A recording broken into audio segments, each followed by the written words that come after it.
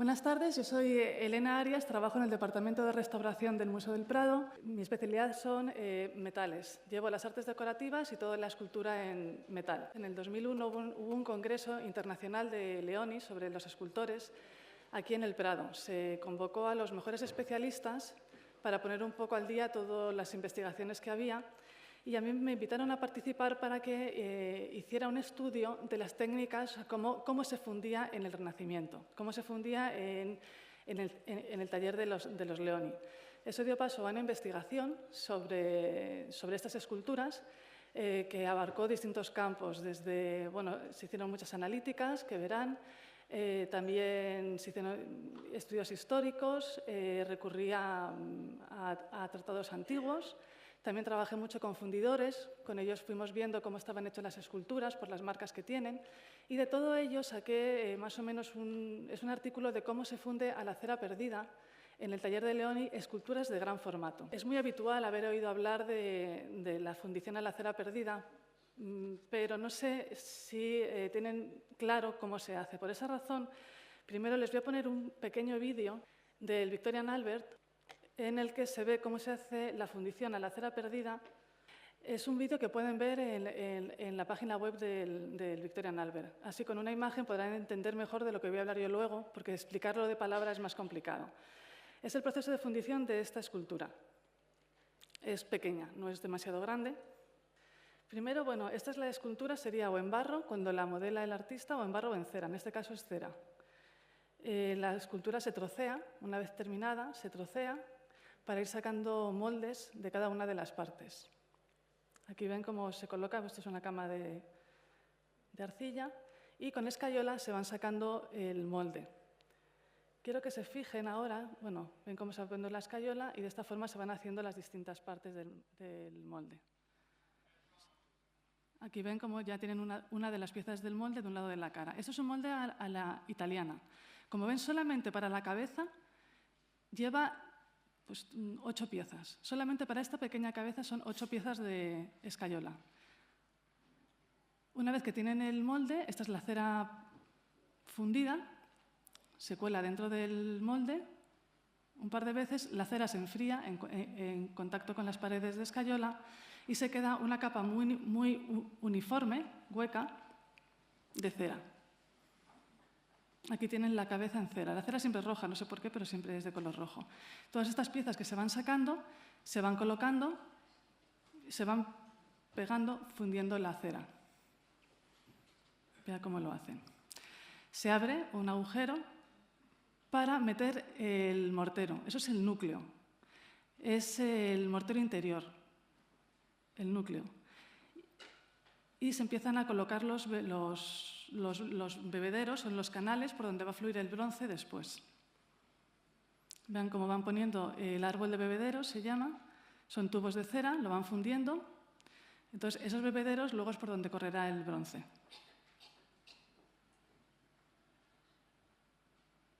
Esa sería la boca, por donde luego se vierte. Es como el embudo.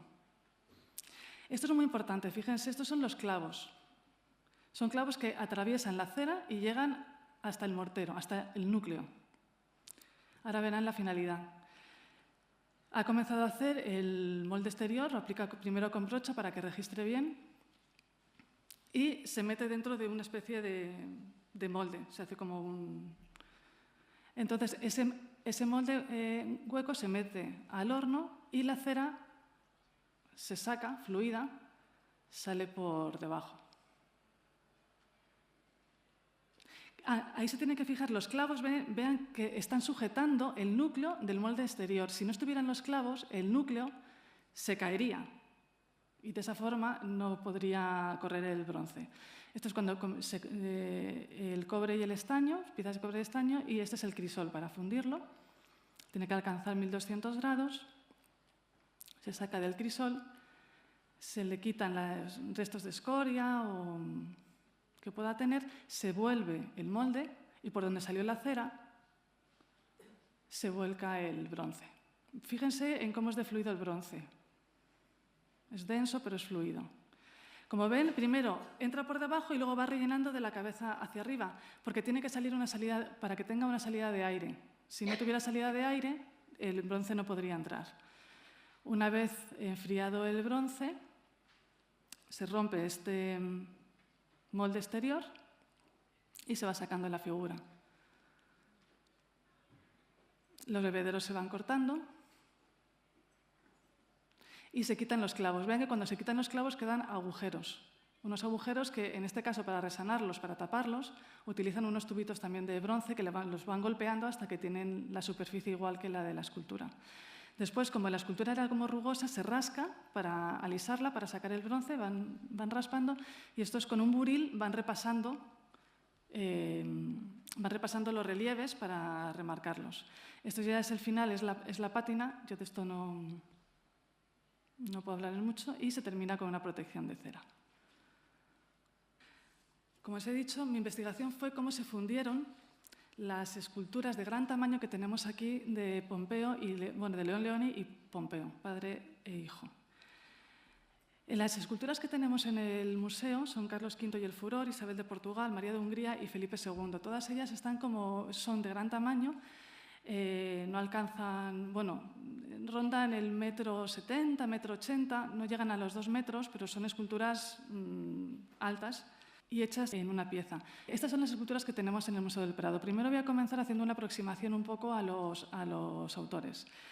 León Leoni y Pompeo Leoni son padre e hijo. León Leoni nació en 1509, a principio de siglo, y fue uno de los mayores representantes de la escultura italiana del Renacimiento.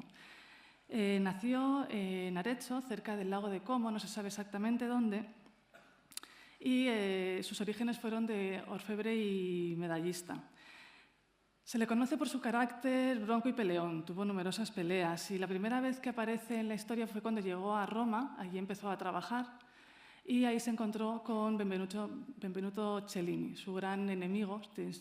Tuvieron una relación muy tempestuosa, con numerosos enfrentamientos entre los dos. Los dos eran grandes escultores y se tropezaron en el mismo sitio con los mismos clientes. Tuvo varios altercados con Cellini, y también tuvo altercados con algún servidor de la corte romana, por el que fue llevado a juicio. Se le condenó a que le cortaran la mano derecha. Gracias a Dios se lo conmutaron por trabajo en galeras, donde estuvo 1 año, hasta que Andrea Doria, el navegante, intercedió por él y consiguió que le liberaran. Abandonó Roma y se fue a Milán. En Milán montó su estudio, su taller. Y aunque viajó bastante, se desplazó bastante a Italia, a Bruselas, por distintos sitios, su taller siempre lo tuvo en Milán, nunca se quiso ir de allí. Entró en contacto con Carlos V.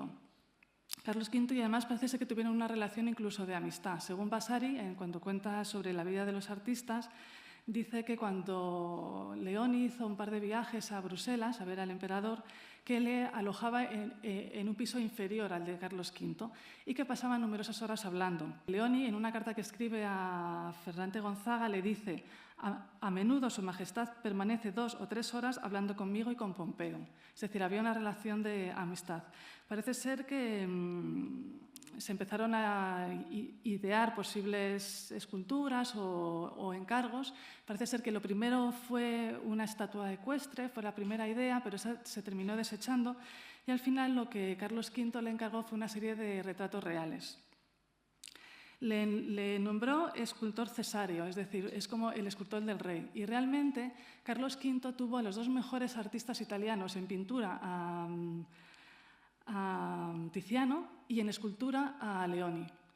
Y con ellos dos creó la imagen que Carlos V quería dar. Realmente, si lo piensan, la imagen de Carlos V es la batalla de Mühlberg a caballo, es la idea que tenemos más, o los cuadros de Tiziano, y en escultura es Carlos V y el Furor. Son las imágenes que él quiso dar como emperador. Le encargó, ya como le digo, numerosos retratos de la familia, tanto en piedra como en bronce. En bronce fue Carlos V y Isabel de Portugal. María de Hungría también le hizo encargos. Le encargó la escultura de María de Hungría y la de Felipe II, y otra serie de retratos también de pequeño tamaño o en piedra. Durante el tiempo que le encargó estas obras, Carlos V Él intentó que Leoni se trasladara a Madrid, pero Leoni nunca quiso dejar su taller de Milán. Entonces, el trabajo que realizó en Milán está documentado por varias cartas, ya que Leoni era bastante, se puede decir, tranquilo trabajando. Y hay numerosas cartas del emperador apremiándole que cuándo va a terminar sus esculturas y cuándo se las va a mandar. No las llegó a ver nunca porque Carlos V muere antes de que Leoni se las mande. Estaban terminadas, pero no las había mandado. En el momento que Carlos V muere, rápidamente las envía. Leoni las manda rápidamente camino de Bruselas, aunque luego llegaron a Madrid. En un intento se le había muerto el cliente, yo creo que para que no pudiera haber problemas. Cuando llegan a Madrid, pasan a los almacenes de su hijo. Su hijo se había trasladado a Madrid. Y, sin embargo, a su hijo sí que le gustó España y se estableció en España. Y estas esculturas se quedaron almacenadas en el taller de Pompeo y sabemos que Pompeo las trabajó un poco más, hizo trabajo en frío sobre ellas. Pompeo Leoni nació en el 33. La primera etapa, sobre todo cuando se fabricaron estas esculturas, cuando se hicieron, él ayudaba a su padre. Después se trasladó a España y cuando vino a España se independizó un poco de su padre. Estuvo numerosos encargos por España, pero cuando Felipe II le encarga las esculturas del Escorial, recurre otra vez a la fundición de Milán. Del retablo del Escorial, todas las esculturas del retablo se fundieron en Milán. Sin embargo, las de los cenotafios, las que están abajo, a cada lado del altar, esas se fundieron en Madrid. Pompeo incluso montó un taller en Madrid para hacer estas esculturas, pero desgraciadamente cuando Pompeo muere el taller se cerró y no se continuó con su conocimiento. Pompeo parece ser que era más tranquilo que su padre, tiene menos peleas, menos problemas con la justicia, solamente tuvo un pequeño problema, pero con la Inquisición, por temas de fe, que Carlos V le ayudó y aquello nunca terminó de una forma grave. La otra persona de la que vamos a hablar es Cellini. Cellini, como ya les digo, es el enemigo, entre comillas, de Leoni, pero en esta investigación fue muy importante, ya que también es de los más importantes escultores italianos. Nació a la par que Leoni, pero es que cuando fundió su Perseo, del 45 al 54, son los mismos años que Leoni está fundiendo en Milán, está fundiendo Carlos V y el Furor y los encargos que le había hecho Carlos V. Es decir, estaba fundiendo en Florencia el Perseo y en Milán el grupo de Leoni. Entonces, Cellini es de los pocos artistas que ha dejado escrito las técnicas. Cellini escribe 2 libros, su vida, que es muy divertida de leer porque es muy fantasioso y es muy interesante de leer, y luego hace un tratado de orfebrería, escultura, dibujo y arquitectura donde escribe cómo se hacen todos estos procesos. Después de toda la investigación que he hecho, realmente él es muy preciso en los temas técnicos, es muy preciso y lo que cuenta es verídico. Lo he estado mirando con fundidores y todo lo que cuenta es real, no se guarda cosas, ni se calla, ni cuenta cosas distintas. Te puedes fiar de lo que dice. Entonces, para ver un poco cómo se funden estas esculturas, he utilizado tanto el tratado de Cellini, que sería muy parecido, la forma de trabajo parecido, no sería la misma, tendría características especiales cada uno, pero la técnica sería muy, muy parecida. También he contado con las cartas que se escribían, todos los informes que se escribían al emperador desde Italia y, como ya les digo, pues con ayuda de fundidores y con todas las analíticas técnicas que hemos hecho. Estas son las esculturas de las que vamos a hablar, estas sobre todo de las 4 grandes. El primer problema que tenemos que tener en cuenta es que en el 16 no existía la soldadura. La soldadura es un descubrimiento del 19. Hasta entonces lo que se hacía eran cajeados. O se fundía la pieza completa o lo que se hacían eran unos cajeados que se sujetaban con tornillos. Por esa razón, las esculturas que les digo no se podían hacer por piezas, había que hacerlas de una sola pieza. O, si no, como en el caso de Carlos V y el Furor, se hacían por piezas, como es esta escultura, que está sujeta con tornillos. Carlos V está sujeto al Furor por una serie de tornillos y la armadura, que lamento, no tengo las fotos, ha habido un problema y no tengo las fotos, son 2 piezas que se encajan sobre Carlos V y también se sujetan con tornillos. Bueno, vamos a empezar más o menos cómo sería todo el proceso de fundición de estas esculturas. Como les digo, cuando Carlos V le encarga las esculturas, intenta que Pompeo se desplace a Madrid. Él se niega, dice que está enfermo, pone muchas excusas. Él quiere trabajar en Milán. El taller de Pompeo en Milán era un elegante palacio renacentista que está muy cerca de la catedral, se llama el Palacio degli Emenioni. Se llama así por los Hércules que tiene en la fachada. Parece ser que la fachada fue diseñada por Leone, pero no fue realizada por él. En una descripción que le hace Pedro Lunato al rey, cuando están ya trabajando para las esculturas del Escorial, le dice: yo he visto su casa, toda llena y embarazada de herrambre y estaño y de diversos oficiales que trabajan, y fornaces y fragas, con no poco daño de dicha casa que era bonita. La debía tener destrozada por dentro. Por descripciones que se hacen en el patio, pues debían tener todas las fragas y debía estar llena de restos de metal. Y en una carta que escribe Pompeo a su majestad, a Felipe II, explicándole lo mucho que trabaja, porque claro, el rey la premia, le dice: en la mañana que no ha amanecido volvemos con un ruido que no nos oímos. Ni los vecinos nos quieren en el barrio por los golpes y el fuego, que, a no ser cierto de su majestad esta obra, no podríamos pasar adelante. Bueno, entonces, ¿cómo comenzaría la elaboración de estas obras? Posiblemente con dibujos.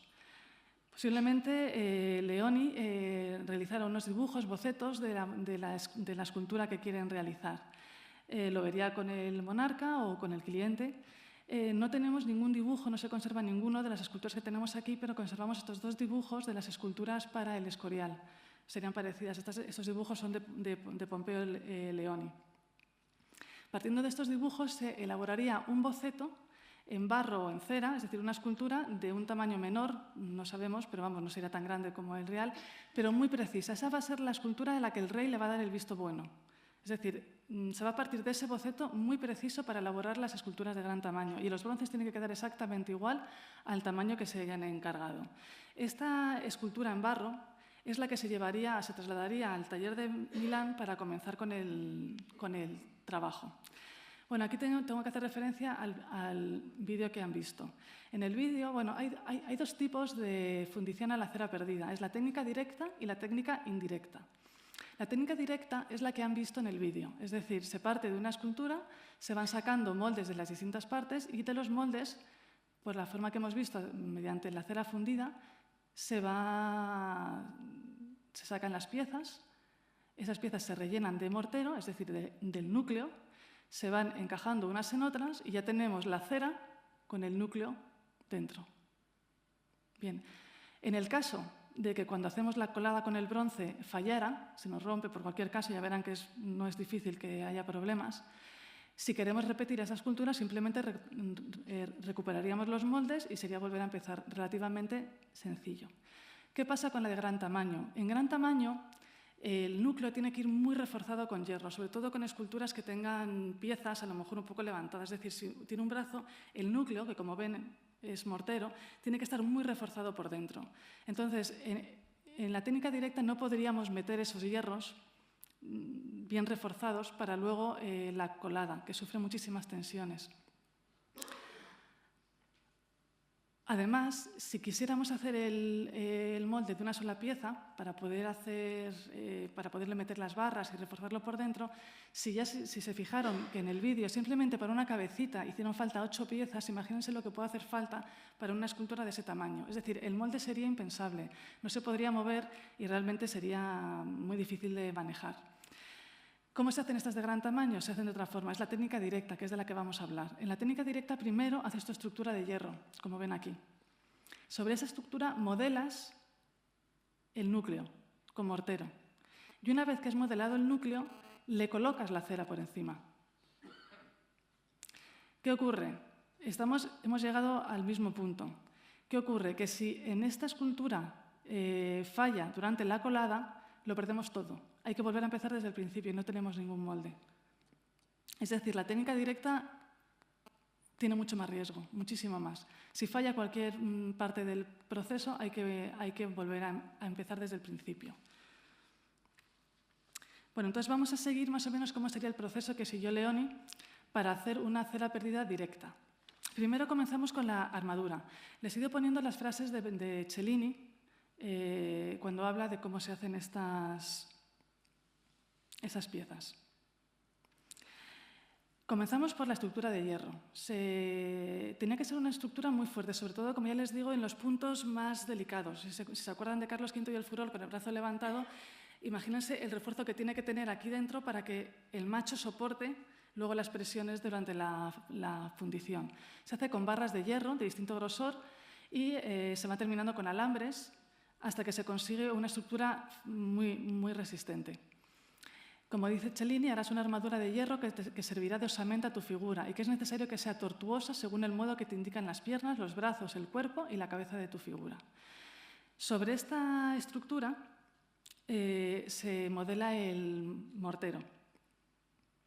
Se va colocando, bien compacto, el mortero. El mortero que se utiliza...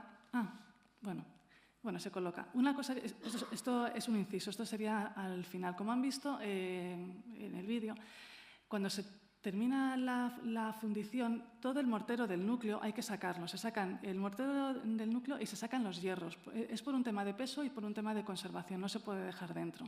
¿Qué ocurre? Que hay veces que los hierros que se han metido se quedan enganchados en el bronce. Entonces, como cuesta sacarlos y no valen mucho, los dejaban. Este es el interior de María de Hungría. Esta es esa escultura. Y aquí ven ustedes un hierro del macho.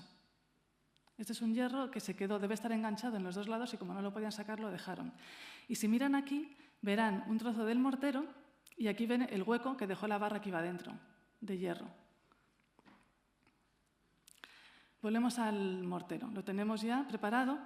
¿Qué mortero utilizaban? En el Renacimiento se utilizaban dos tipos de mortero, o de base de arcilla o de base de yeso. De sulfuro. Tomamos unas muestras del interior del busto de Carlos V. Como ven aquí, este es el interior. Aquí quedaban restos de mortero y se analizaron. Lo que nos mostró la analítica es que es un mortero de base cerámico, es decir, es de barro, de arcilla, con restos de sílice y de sulfatos. La sílice es la arena. Mezclaban la arcilla con arena y los sulfatos porque le debían añadir un poco de yeso o alguna cosa así. A continuación, cuando ya habían terminado de colocar todo el mortero, se construían de ladrillo, construían un horno en torno a la figura y se cocía con dos fines. Uno era para secar. Ya verán luego la importancia de que todo esté muy seco. Cualquier resto de humedad te puede impedir que fluya bien el bronce y te puede romper la escultura. Entonces, por un lado era para evitar cualquier resto de humedad y por otro lado porque al ser morteros de base cerámica, de arcilla, cuando lo cueces lo que tienes es cerámica. Al cocerlo se volvía cerámica, con lo cual es mucho más compacto y mucho más duro que si no lo cueces. Tenemos una estructura de hierro y un núcleo cerámico, mucho más resistente. Y cuando ya tienes el núcleo bien seco, cocido y preparado, llega la cera. Como dice Cellini, coloqué sobre ella una capa de cera uniforme de menos de un dedo de espesor. La frase que se ha puesto debajo es como un resumen. Le había puesto un armazón de hierro, después la hice de barro, como de anatomía, y adelgazada a medio dedo. La cocí muy bien, luego le puse la cera encima y la terminé de la manera que yo quería. Es decir, ya hemos hablado del hierro, del barro, la cocción, muy importante, y le puse la cera encima. Por un lado, la cera tiene que ser uniforme, de menos de un dedo de grosor. Es muy importante que sea muy uniforme, porque tiene que medir siempre entre 5 milímetros o 10 milímetros. Si es de menos de 5 milímetros, el espacio que queda luego es tan estrecho que a veces el bronce no puede fluir. Entonces se te quedan zonas con agujeros, porque no accede el bronce. Pero si es mayor de 1 centímetro, lo que ocurre es un problema que se genera durante el enfriamiento. Si el bronce es muy grueso, como la escultura se va enfriando de fuera hacia adentro, hay un momento que está más caliente el interior que el exterior del bronce y se hacen como unos rechupados, es como que se deforma el bronce, se va como hacia adentro y eso no tiene solución. Cuando hablas con fundidores, cuando les pasa, hay que repetir de nuevo porque se quedan como blandas las esculturas, se deforman, se quedan como blandas.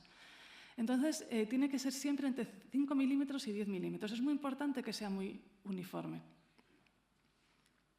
Y luego lo que dice que la terminé de la manera que yo quería es porque es muy importante que los detalles estén bien hechos en la cera, dado que ese va a ser el registro del bronce. Entonces, si tú no tienes los detalles bien hechos, tendrás muchísimo trabajo luego en frío.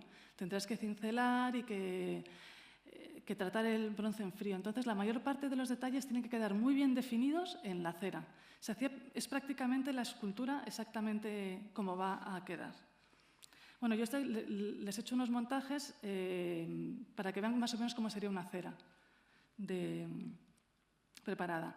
Esto es para que vean el tipo de acabado. En las esculturas siempre luego se terminaban de perfilar y de cincelar, pero hay zonas donde no se puede acceder porque tiene una pieza encima. Por ejemplo, aquí. Aquí ven ustedes que esta cinta no permitiría que nosotros cinceláramos esta pieza. Entonces, este es el grado de definición que tenía la cera de Leoni, para que vean el grado de acabado que se le daba. Cuanto más detalle, menos trabajo habría posteriormente. Ya la tenemos preparada para colocar los soportes. Los soportes, como han visto en el vídeo, son los clavos. La técnica que utilizaban los Leoni es más particular. Ellos no utilizaron clavos. Los clavos, además, realmente son finos y se pueden mover. Ellos lo que hacían eran ventanas. A eso me lo explico. Esto es un soporte real. Si van a ver luego la escultura, verán este cuadrado en la mano de Isabel de Portugal. Esto es una ventana. ¿Qué hacían ellos? Ellos recortaban en la cera un rectángulo y dejaban visto el mortero del núcleo. Este sería un corte transversal. Entonces, cuando se coloca el molde exterior, el mortero del molde exterior hace contacto uno con otro. De forma que cuando se saca la cera, se pierde la cera, esto actúa de soporte, es como un pilar. Si fuera un clavo estaría aquí atravesado. Aquí lo que hacen es un pilar que es mucho más estable que un clavo porque tiene mucha más área y es más estable. Después, cuando se hace la colada con el bronce accede hasta este rellena, aquí quedaría el pilar, y esto sería el agujero que encontraríamos luego. Lo mismo que antes vimos el agujero que dejaban los clavos, en las esculturas de Leoni veremos rectángulos.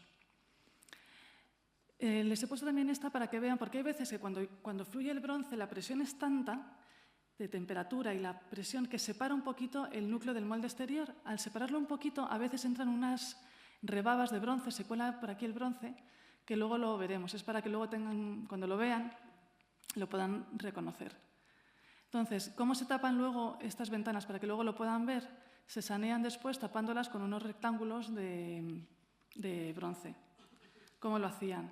Estos se denominan los resanes. Los resanes se hacían tanto para tapar las ventanas como para tapar fallos. Y consistían en que esta sería la ventana abierta. Esto que ven por aquí son las rebabas, que les he dicho que a veces entraban un poquito. Esto, cuando las sacaron, aquí habría un hueco. ¿Qué hacen? Lo que se hace es que primero se hace como un rebaje en talud rodeando toda la zona que queremos resanar. Y se rodea siempre con esta inclinación, en talud. Se corta una chapa de bronce también un poquito más grande que el hueco que queremos tapar, doblándola la metemos dentro y a martillazo la vamos martillando hasta que alcanza la superficie que queremos. Como tenemos este borde en talud, estas piezas no salen y si se fijan en los Leoni están todas perfectamente colocadas. Solamente hay algunas que se han perdido, pero por golpes que han recibido las esculturas. Pero si no, están todos perfectamente hechos. Entonces, aquí lo que vemos por dentro es el hueco que había dejado la ventana, la rebaba, y esta es la chapita metálica que vemos aquí fuera, como resane. He cogido la escultura de Carlos V, el busto, para que vean más o menos cómo se sujetaba. Aquí ven que se ve relativamente bien. Aquí tiene uno, aquí tiene otro soporte, otra ventana. Esta es una ventana que, como está en la parte trasera, no la han resanado, no la han tapado. Así es como se verían las ventanas en toda la escultura en el momento que se terminó la fundición. Y en la base son como redondas. Si se acercan luego a verlas, las podrán ver. Haciendo una aproximación a cómo sería esta escultura cuando estaba preparada con la cera para recibir el molde exterior, sería más o menos así. Viendo las ventanas, como les he dicho, que se pueden observar, tendría 4 ventanas aquí delante, una en la cabeza, las 2 de la base, y por la parte trasera tiene 2 en los hombros, esta de aquí, y bueno, esta que también funcionaría como una gran ventana. Es decir, estos son los puntos por los que estaría sujeta toda la escultura. La tenemos preparada y les he traído esto porque luego, si van a ver la escultura de Carlos V y el Furor, la pierna del Furor, que está salida, está fuera, es un alarde realmente, porque si lo piensan, el núcleo de esa pierna no es muy grande y es una pierna que va volada. Si durante la fundición fractura a una altura, se caería y toda la pieza se estropearía, no podría funcionar. Con lo cual, si van a verla, verán claramente todas las ventanas que tienen como soporte. Tiene una muy grande en la planta del pie, aquí tiene otra en el lateral, aquí tiene otra. Son bastante fáciles de ver. Verán que está muy reforzada porque es una pieza muy delicada. Y luego, como anécdota, si se fijan también en el basto del Furor, esto es una ventana. Es una ventana que no tendrían ganas de resanarla y entonces, como el basto también es muy vasto, pues pensaron que no se notaba y la dejaron allí. Bien, entonces ya tenemos los soportes preparados y vamos a colocar los bebederos. En el vídeo vieron antes que los bebederos los colocaban todos a la vez. Es decir, se colocaban en la salida y iban haciendo todo el árbol de bebederos hasta la boca de colada. ¿Qué pasa con la escultura de gran tamaño? Pues que la escultura de pequeño tamaño, con la del molde, si se dieron, como se fijaron, la meten en el horno para que salga la cera y le dan la vuelta para hacer la colada por la misma boca. ¿Qué ocurre? Que en las esculturas de gran tamaño no le podemos dar la vuelta. Entonces, la forma de hacerlo es distinta. Ellos primero colocan la salida de los bebederos y los respiraderos. Y se colocan más cortos y hacia abajo. Les tengo que decir, lo que han visto los bebederos son tanto bebederos como respiraderos. Y funcionan. Esto quiere decir, cuando vertemos el bronce, como un líquido, va desplazando el aire. Entonces tiene que tener siempre salida para que pueda salir el aire, para que pueda ir rellenando el bronce. Esos bebederos, lo que pasa es que luego todos se van a quedar llenos de bronce. Pero la forma de colocarlos es distinto, los bebederos y los respiraderos. Y si los respiraderos no funcionan, es decir, si por cualquier razón un respiradero se queda cerrado o se queda taponado, el bronce va a hacer presión y no va a poder entrar dentro de la escultura. Por lo tanto, es muy importante la forma de colocarlos. En las esculturas que tenemos, como los bebederos iban por fuera, no podemos ver dónde iban porque luego los resanan y entonces es muy difícil ver dónde llegaba un bebedero. Sin embargo, en la armadura de Carlos V, como el interior no se iba a ver, colocaron los bebederos por el interior. La técnica que utilizaron es distinta, pero es una técnica a la arena, es distinto, pero también con bebederos. ¿Qué ocurre? Que los bebederos aquí no los resanaron tan bien. Y aquí sí que los podemos ver. Los ven aquí, los tubos que utilizaban de cera. Los bebederos se colocaban con unas separaciones de 15 centímetros más o menos, pero también en función de la pieza, si tienen zonas más difíciles de acceso o menos. Ya dice Cellini que los respiraderos tienen que ser hechos mirando hacia abajo, porque siendo así se extrae luego la cera con mayor facilidad. ¿Por qué? Porque, bueno, ahora vamos a continuar, tengan en la cabeza, con la fábrica del molde exterior. Cellini nos da todos los datos. No hemos podido analizar ningún molde exterior porque, claro, los limpiaban tan bien que no queda ningún resto, evidentemente. Entonces no podemos saber si era igual que el interior o no. Entonces yo solo tengo la información que nos aporta Cellini. Da una receta, es prácticamente una receta con hueso de carnero, quemado, con hueso de Trípoli, yeso, astillas de hierro, todo esto se mezcla, se pasa por un tamiz, se hace con un agua. Y lo que hacen es primero como una crema. Es un líquido que se aplica con brocha. Lo dice aquí. Dice, apliqué a mi estatua de cera una capa de dicho líquido, aplicada uniformemente. Después lo dejé secar y seguidamente le apliqué otras 2 capas. Esta primera lechada lo que pasa es que registra mucho mejor que el mortero tan vasto. Al ser tan fino y darlo con pincel, va a registrar muy bien todos los recovecos para luego tener mucho menos trabajo en frío. Después de estas capas, de esta lechada más fina, se la aplica, como dice aquí, hecho esto, la cubrí con una capa de tierra. Tierra es arcilla, él le llama tierra. De medio dedo de grosor y tras dejarla secar le coloqué encima otra capa, es decir, sobre esto van las capas de arcilla. Y así ya tenemos preparada la escultura con el núcleo, la cera, el molde exterior y las salidas de los bebederos. Una vez hecho esto, se vuelve a construir un horno en torno de ladrillo y se vuelve a cocer la pieza. Vamos a seguir un poco a Cellini. Dice, cuando vayas a extraer la cera, haz que el fuego esté templado de tal modo que la cera no hierva dentro de la figura, sino que salga de ella con grandísima paciencia.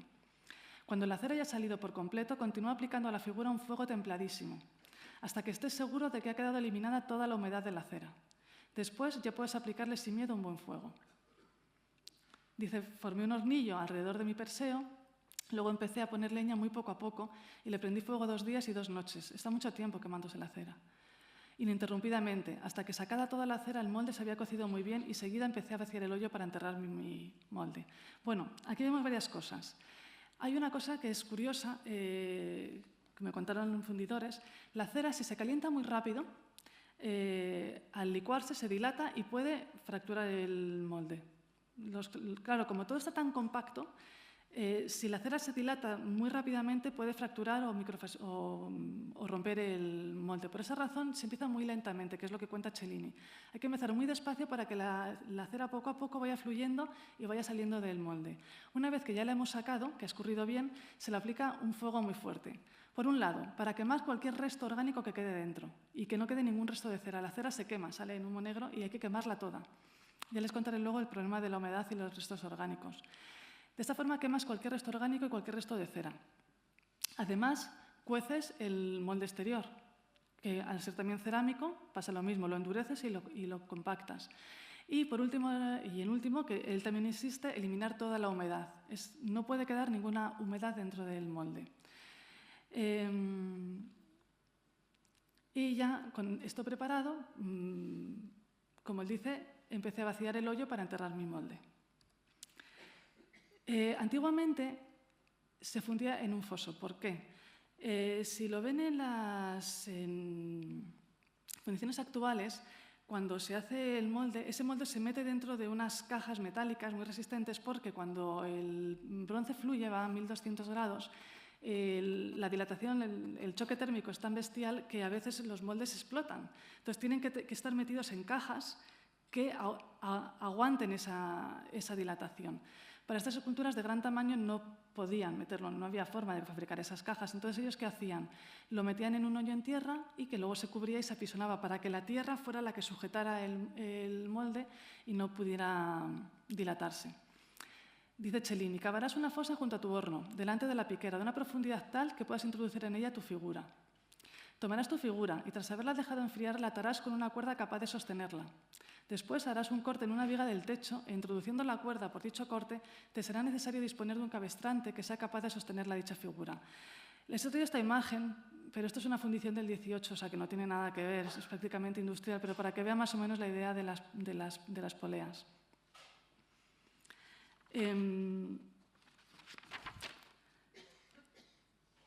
Cellini insiste mucho que este momento es muy peligroso. Realmente en los talleres tenían bastantes accidentes. Las esculturas pesaban mucho y lo de sujetarla con cabestrantes era complicado. Además, se sumaba el hecho de que es un momento muy delicado porque la escultura está hueca. Entonces, si de un golpe, de un movimiento brusco, si el núcleo se desplazara, fallara alguno de los soportes y el núcleo se mueve, se ha arruinado todo el trabajo.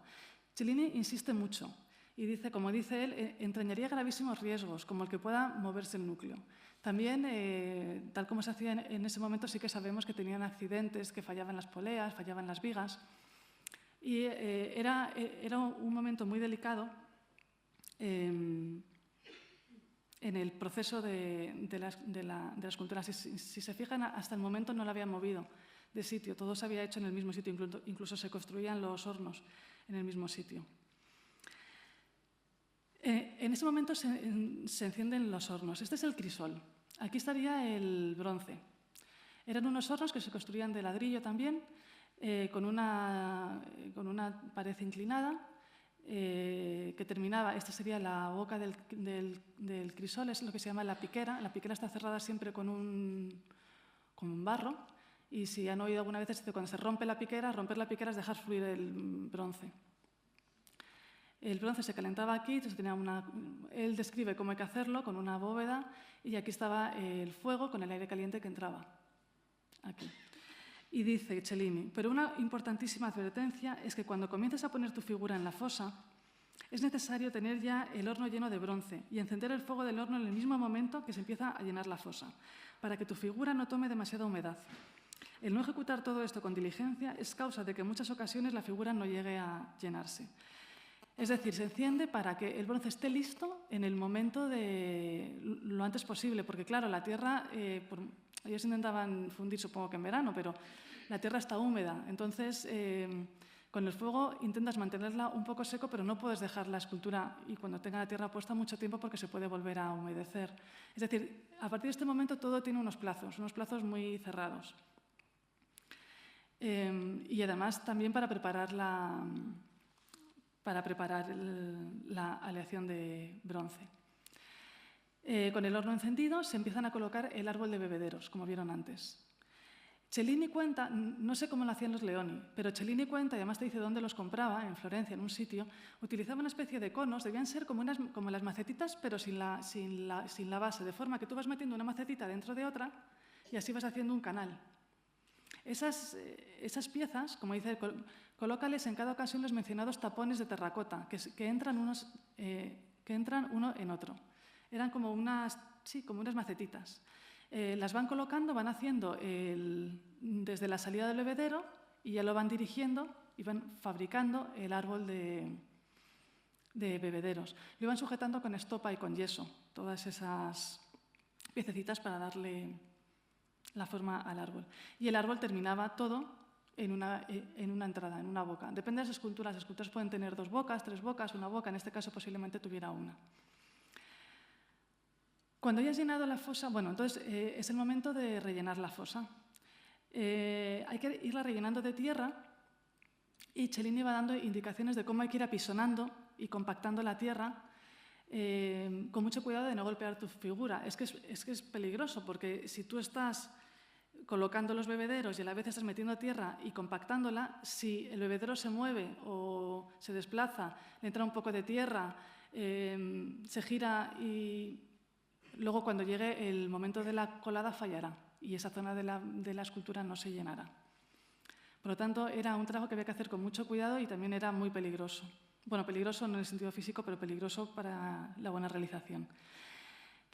Si todo va bien, tenemos el bronce ya preparado, el canal. Entonces vas llenándolo de tierra y cuando llegas arriba, a la altura de la boca, se hacía un solado de ladrillo y se construía este pequeño talud desde la boca de la piquera hasta la boca del molde. Y ya, si todo estaba bien hecho y no había ningún problema, simplemente era romper la boca de la piquera, el bronce fluía y rellenaba la escultura, si no había problemas. Les voy a contar un poco el bronce. El bronce es una aleación de cobre y estaño, básicamente. En algunos casos también lleva plomo, pero el plomo es para el trabajo en frío y es aleatorio. Además, el plomo no mezcla, mientras que el estaño y el bronce mezclan, el plomo se queda en grumos. Por eso les he traído esta imagen para que vean. Estas bolitas blancas que ven por aquí, eso es plomo. Como ven, en la misma escultura puede haber plomo en una zona y no haberla en otra. ¿Por qué? Porque, como les digo, esto es una aleación de cobre y estaño. El cobre es un metal que funde a 900 grados. Funde, o sea, luego tendríamos que subir la temperatura para que tuviera un margen para poderlo hacer fluir.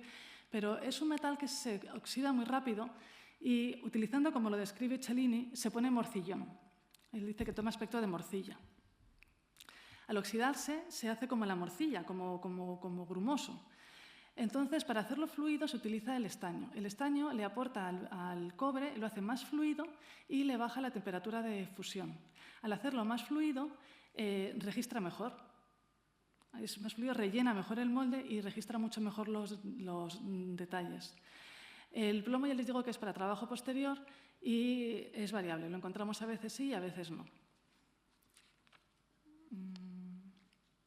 Bueno, como ven, hemos hecho unos análisis de las esculturas del Prado y vemos que son bronces, a veces plomo, y suelen tener un 10% de estaño. El problema es que en esa época los metales que se conseguían venían con muchas impurezas. No eran metales tan puros como los de ahora. Te llegaban con impurezas del yacimiento. Entonces las aleaciones las encontramos con muchas impurezas, pero eso es muy problemático en el momento de fundirlo. Cuando se funde el bronce, ya con la aleación hecha, para la colada tiene que tener 1200 grados, tiene que alcanzar 1200 grados. Si se queda por debajo, se queda muy espeso y no registra bien. Pero si se pasan, si fuera los 1000, bueno, no sé cuánto, pero si sube de los 1200 grados, lo que ocurre es que el bronce se disocia, se separa el estaño, entonces te quedan como a manchas. Yo la verdad es que si se imaginan, como han visto, cómo era el horno de fundición con todos estos problemas, me parece impresionante cómo conseguían hacer estas esculturas, porque además el bronce tiene un problema, que tiene gases. Era una cosa que me sorprendió, pero sí, el bronce cuando se funde suele tener gases internos. Estos gases vienen por dos causas. Por un lado, por las impurezas. Las impurezas, cuando se queman, al tener temperatura, al quemarse, el humo que sacan, esos gases, es lo que forman esas burbujas dentro. O sea, cuando más impurezas tienen, más gases tienen. Y por otro lado es la humedad, pero puede ser la humedad ambiental. Al evaporarse, el vapor de agua hace burbujas dentro. Y el bronce tiene muchos gases. En la actualidad eso se quita con pastillas de nitrógeno.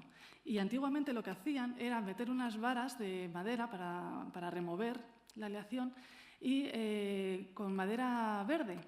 Entonces se producían unos gases nítricos que así conseguían eliminar los gases que tiene el bronce. Realmente a mí me parece muy impresionante todas estas preparaciones, haciéndolas simplemente a ojo y a mano de tener experiencia. Entonces, lo mismo que les comento de los gases, lo mismo pasa durante la colada. Si en el momento de la colada, cuando el bronce fluye a 1200 grados, dentro del molde encuentra cualquier resto de cera, orgánico, un poquito de humedad, lo que se produce son esos gases y esos vapores producen unas explosiones que si hay mucha humedad pueden reventar el molde y estropear toda la fundición.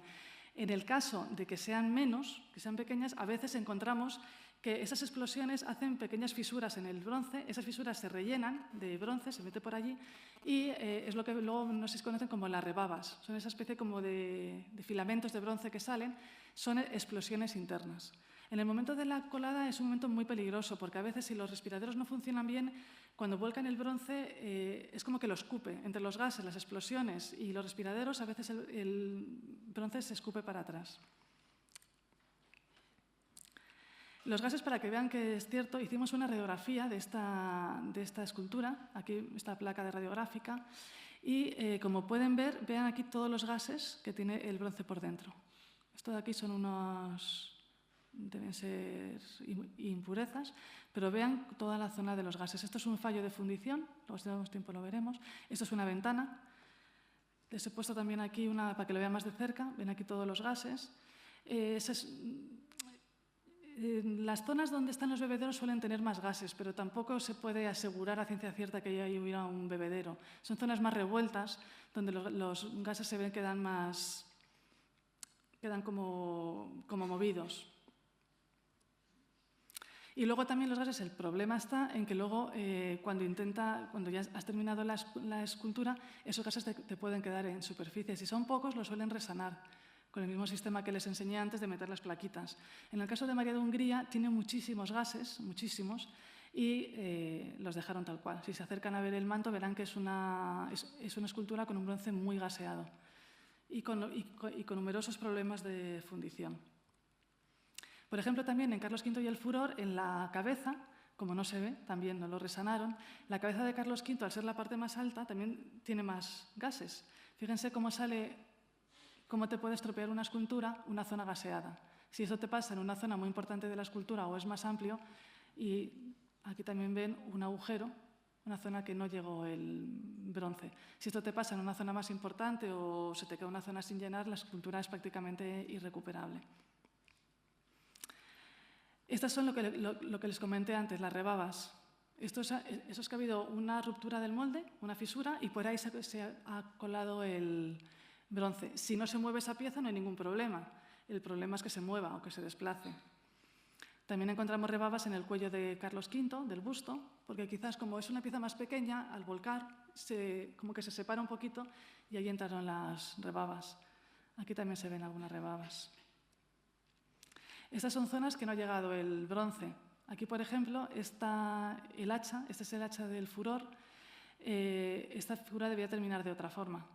Aquí lo que ha pasado es que el bronce se ha enfriado y no ha llegado a rellenar. En el caso de que, porque si ven son como lenguas que avanzan. En el caso de que lo que hubiera pasado es que no hubiera tenido salida de aire, que hubiera sido una zona que se hubiera quedado el aire retenido, el bronce se queda como para atrás. Si tiene lengua para adelante es que se ha enfriado, si se queda como retraído es que ha habido un problema con los respiraderos. Y aquí también tienen otra pieza, otra zona, esto es Carlos V, el busto también por dentro, aquí también ven cómo no pudo rellenar. Otros problemas que verán en numerosas esculturas son las juntas frías o gotafriados. Esto es cuando, durante la colada avanzan dos masas de bronce y se van enfriando un poco. Entonces, al avanzar las lenguas que van delante se van oxidando, hacen una pequeñísima capa de óxido, pero suficiente. ¿Qué pasa? Que cuando se encuentran, se juntan, pero no llegan a fundirse, porque el óxido las separa. Entonces, esto lo verán en algunas esculturas, estas líneas. En María de Hungría se ve con mucha claridad.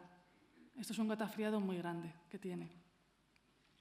Y luego, otro problema son las fisuras o los problemas las fisuras o fracturas durante el enfriamiento de la obra. También en ese momento puede haber problemas. Es decir, cuando el bronce se empieza a enfriar, las zonas más pequeñas se enfrían antes que las zonas grandes, que es lo que ha pasado en Carlos V.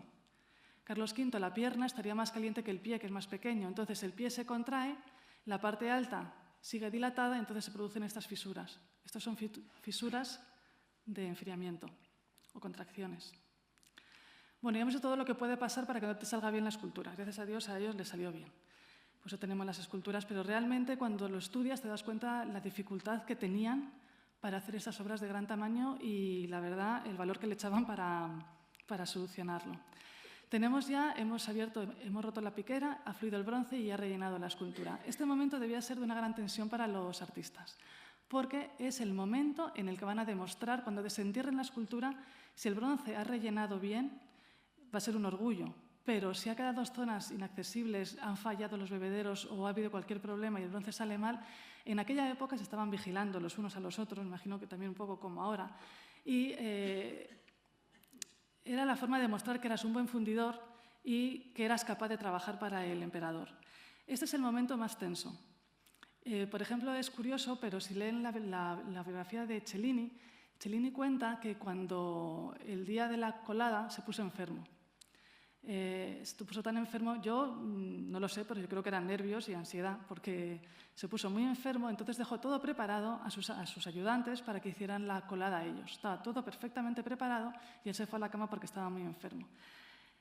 Al cabo de unas horas vienen los asistentes y le dicen que ha habido un problema y que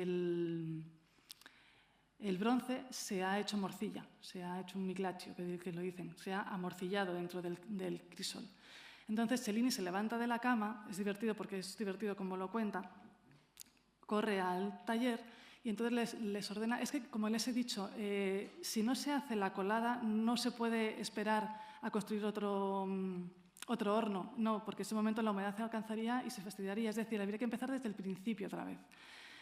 Cellini se levanta corriendo, llega al taller, les pide que le echen leña para subir la temperatura hasta el extremo que prendió fuego al techo del taller, se prendieron todas las vigas, con el incendio a la vez, le pide a sus ayudantes que le traigan su vajilla de estaño y fue echando los platos al crisol. De esa forma, es el problema que les digo de la oxidación del bronce, consiguió otra vez a base de temperatura y estaño volver a poner el bronce fluido. De esa forma, cuando consiguió fluirlo de nuevo, rompió la piquera y se pudo llenar el perseo. Él lo cuenta, pero yo creo que es que ese momento de tensión, ahí es cuando ibas a demostrar si sabías o no sabías, si tus compañeros estaban mirándote a ver qué pasaba. Entonces, cuando al día siguiente se desentierra, es el momento de mayor alegría si ha salido bien. Les traigo las cartas que escribieron a sus clientes o a sus patronos. La más bonita, yo creo, es la de León Leoni al duque de Arras, para que se lo cuente el emperador. Le dice: ayer, que fue 18 de julio, desde las 17 horas hasta las 21, fundí la estatua de su majestad, y con tanta felicidad y tanta facilidad y limpieza que me arriesgo a afirmar que no ha resultado un agujero más grande que la cabeza de uno de esos pequeños alfileres que se ven. Estoy contento. Le he cortado la lengua a los detractores de mi pobre virtud y habré dado a la prueba que mis patronos esperaban de mí. Dentro de 15 días fundiré la del príncipe, y cuanto más adelante el calor nos abandone, trabajaré y lo demás es ilegible. Aquí se ven muchas cosas. Por un lado, el orgullo de la técnica. Cuando habla de los pequeños alfileres, se está refiriendo a los gases. Y si se fijan en Carlos V, es un bronce que apenas tiene gases. Es realmente impresionante. También está diciendo: estoy contento, le he cortado la lengua a los detractores. Es que si le hubiera salido mal, habría otros escultores deseando el contrato con el emperador y no se lo hubieran perdonado. Y habría dado la prueba a mis patronos que mis patronos esperaban de mí, es decir, Carlos V, él podría pasar a ser el escultor de su majestad, del emperador. También cuando funde Felipe II, también informa a Ferrante Gonzaga, que también le dice que esta mañana la he descubierto y he encontrado que es la obra más alta que jamás pude imaginar. Y es divertida la de Cellini, porque es Cellini. Después de haber dejado enfriarse mi obra fundida, empecé a descubrirla poco a poco. Y fue una cosa maravillosa, que no quedara nada de escoria en los canales y no faltara ninguna cantidad. Y esto me causó tanta maravilla que parecía que todo el asunto era milagroso, verdaderamente manejado y guiado por Dios. Cellini es que tiene siempre un orgullo muy interesante. Bien, les he traído más o menos cómo saldrían las esculturas. Actualmente, si van a una fundición actual, se utilizan unos morteros cerámicos y las esculturas salen mucho mejor. Es que los avances técnicos se nota. Pero antiguamente los morteros tenían sulfato, los sulfatos atacan mucho al bronce, salían en mucho peor estado. En una fundición, la verdad es que se lo puedo decir, estas son unas obras de Valdés, unas cabezas de Valdés, que se fundieron con un mortero muy tosco, porque quería buscarse ese aspecto tosco del bronce, y a mí me vino fenomenal para podérselo mostrar como un ejemplo. Como ven, sale como oscuro debido a los sulfatos, muy rugoso. Aquí, por ejemplo, tienen un hueco que ven que no ha llegado, las rebabas. Aquí tienen los bebederos, una zona que no se ha llenado por algún fallo de un bebedero. Aquí, por ejemplo, ven que este bebedero no funcionó, llegó hasta aquí esto no es bronce, debe ser aluminio, no sé, pero vamos, para que se hagan la idea, esto es un bebedero que no llega y no rellena ese hueco, y aquí tienen unas fisuras de contracción durante el enfriamiento. Todo esto es lo que se debían encontrar en el Renacimiento. Entonces comienza el trabajo en frío. Es decir, si tu escultura ha salido lo suficientemente bien para que la puedas solucionar en frío, es una victoria. Si se fijan luego, van a ver las esculturas a sala, verán que realmente no tenían tantos fallos. Bueno, la que tiene más fallos es María de Hungría, pero las demás tienen relativamente pocos con todo lo que les podía haber pasado. Entonces, por ejemplo, en Carlos V y en el Furor encontramos un resane muy grande. En el bronce debían tener un gran problema, ven aquí, y eso es todo un resane que se hizo para tapar la zona. Este es el manto de Felipe II, en la parte de atrás, se acercan, también lo podrán ver, tiene un agujero, pero como no se ve, no se resanó. Ya les digo que todo lo que no se iba a ver no se perdía el tiempo trabajando en ello. En esta zona, si se acercan, también verán que es muy fino. Yo creo que lo que les pasó es que la capa de cera era tan fina que el bronce no pudo acceder. Aquí les he traído de las radiografías que se hicieron. Esto es un fallo de fundición en el busto de Carlos V. Este es el interior. Aquí ven perfectamente el hueco que dejó el bronce, como vienen las lenguas que van a rellenar, pero que no pueden rellenar, y lo que se ve aquí atrás son las placas de resane. Como lo radiamos, pudimos ver que esto de aquí es una de las ventanas. Y en la radiografía vemos la ventana, vemos una impureza, no sabemos lo que es porque está dentro, pero tenía una impureza, y vemos que el bronce está muy gaseado y muy revuelto, muy revuelto. Entonces, lo que debió pasar aquí es que por alguna razón había impurezas, había algo que gaseó el bronce y le impidió rellenar todo el hueco. Lo que ven aquí son las piececitas que se utilizaron para ir resanando toda esta zona. Tengo otro también de Carlos V. Aquí pasa lo mismo. Aquí vemos el hueco. Estas son las chapitas que se metieron para resanar. ¿Qué ocurrió? Cuando hicimos la radiografía, lo que vemos es una gran rebaba, que también se ve por ahí. Esta gran rebaba, el bronce no está excesivamente gaseado, pero sin embargo hubo una pequeña fisura del molde. El bronce se metió por la rebaba y no facilitó que pudiera rellenar toda esta pieza. Y aquí también ven todas las piececitas. Si van a ver Carlos V, el busto de Carlos V, lo verán perfectamente. Y además es curioso porque esta plaquita de aquí está muy mal, está toda como percutida. Utilizaron una chapita vieja, porque está toda, si la ven, tiene golpecitos y no se esforzaron mucho en buscarlas tan buenas. Bueno, ya tenemos la escultura, nos ha salido bien, hemos resanado todos los agujeros o todas las faltas que pudiéramos encontrar y llega el momento de preparar la superficie. Ya vieron en el vídeo cómo iban raspando para conseguir una superficie continua y uniforme. Les traigo dos ejemplos. Esto es María de Hungría. La pobre siempre la pongo de ejemplo de mala fundición, pero es la que está peor fundida, la pobre. Y si ven, la superficie está muy rayada, no se esforzaron mucho. Yo no sé si porque también con el rayado querían disimular un poco los gases y los agujeritos que tenía. Sin embargo, Carlos V, que fue la primera escultura que fundió para el emperador, es impresionante. Vean la superficie, cuando lo ven sin la armadura, es que apenas hay gases y tiene un pulido precioso. Es un acabado maravilloso. El pulido se hace con raspadores y bueno, se van rascando, pero como lo vieron antes en el vídeo, se entiende mejor. Otro tema son los buriles. Los buriles es una herramienta que levanta, o sea, va como cortando el bronce. Se utiliza para remarcar las figuras. Aquí, por ejemplo, no sé si ven esta línea, esa es una línea de buril. Entonces, van como repasando las figuras para acentuar el relieve que tienen. Aquí también se puede ver cómo van repasando, también pues, repasan las olas, el agua. Y bueno, pues todas estas. Es una herramienta que se suelen fabricar los buriladores, tienen sus propias herramientas que se las fabrican y ven pues con martillo o simplemente empujando se va recortando. Y este es más o menos el dibujo que se hace. Y por último están los cinceles. Los cinceles también son personales de cada uno. Estos son, por ejemplo, unas cabezas de cincel con distintos motivos.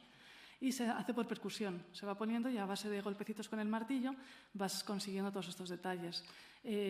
Lo pueden ver en las esculturas, por ejemplo, pues en Isabel de Portugal, todo el cincelado que tiene, todo el fondo. En esta, por ejemplo, esto es otro tipo de cincel. Aquí estos circulitos posiblemente sea un cincel. Y en estas medialunas, posiblemente sean cinceles que se van tiqui, tiqui, tiqui, y van dándole toda la decoración. Como les digo, las esculturas vinieron a Madrid y aquí sabemos que Pompeo Leoni las trabajó. Trabajó en frío, siguió interviniendo un poco en ellas. Y tenemos el contrato, porque se contrató a 2 orfebres para que hicieran la decoración de la reina, para hacer en la dicha figura todas las guarniciones por la ropa y por todos los pies, que se entiende que ha de hacer la guarnición de la garganta abajo desnuda. Es decir, el traje vino posiblemente sin todos estos detalles que tiene la escultura. Y realmente, si se fijan, es la escultura con más trabajo en frío y de relieve. Entonces, bueno, con la conferencia espero que haya quedado claro cómo se fundía, que es una cera perdida directa, y también que puedan reconocer en las esculturas todos estos problemas que les digo. Cuando vean una escultura, pues poder reconocer el trabajo de todos estos fundidores. Y para terminar, quería terminar con una frase que me hizo mucha gracia, es de Pompeo Leoni a Felipe II, cuando terminó la obra del Escorial, que le escribía: «Y doy 1000 gracias al Señor que me ha quitado de tanto trabajo y obra, que es la mayor que ningún príncipe ha mandado hacer, y con salud, siendo tan peligrosa». Muchas gracias.